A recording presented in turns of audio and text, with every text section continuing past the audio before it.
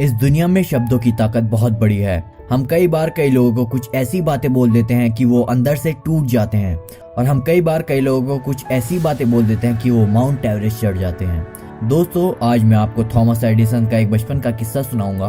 Thomas Edison जब school में पढ़ाई किया करते थे, छोटे से थे, तो एक दिन जब वो स्कूल से घर लौट करके आए और अपनी माँ के पास गए, उन्हें एक लेटर दिया और कहा कि माँ, ये पेपर है, ये मेरे टीचर ने आपको देने के लिए कहा है। माँ ने वो पेपर खोला, पढ़ने लगी तो उनकी आंखों में आंसू आ गए। उन्होंने थॉमस एडिसन को गले लगा लिया। थॉमस ने पूछा कि माँ, इसमें क्या लिखा है? तो माँ फिर उस लेटर को दोबारा से खोल करके जोर जोर से पढ़ने लगी और कहने लगी कि इसमें लिखा है कि थॉमस एडिसन एक जीनियस है, वो बहुत ही कमाल का बच्चा है, सुपर इंटेलिजेंट है, और इस बच्चे को हम अपने स्कूल में नहीं पढ़ा सकते क्योंकि हमारे यहाँ इतने अच्छे टीचर्स नहीं है, इसलिए हम आपको एडवाइस दे रहे हैं कि आप इस बच्चे को घर पर ही पढ़ाएं। उस दिन के बाद थॉमस एडिसन की माँ ने उन्हें घर पर पढ़ाया। इन्होंने भी मन लगाकर पढ़ाई की, लगन से पढ़ाई की, और एक वक्त ऐसा आया कि थॉमस एडिसन अमेरिका के सबसे बड़े इन्वेंटर बन गए। 1093 पेटेंट्स उनके नाम थे। बल्ब का इन्वेंशन किया, साउंड रिकॉर्ड करने की मशीन का इन्वेंशन किया, इलेक्ट्रिक कार की बैटरी का इन्वेंशन किया, मोशन पिक्चर्स का इन्वेंशन किया। बहुत सारे इन्वेंशंस किए थॉमस एडिसन ने और बड़े बिजनेसमैन बन गए।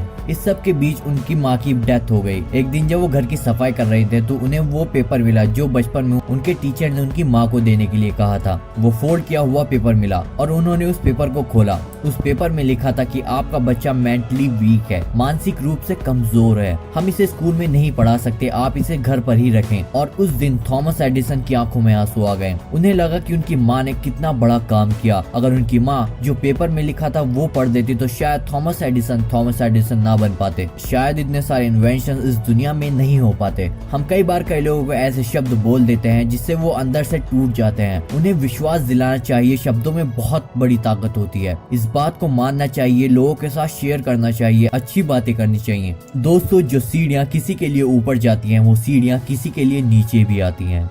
सब कुछ सोच पर और शब्दों पर निर्भर करता है।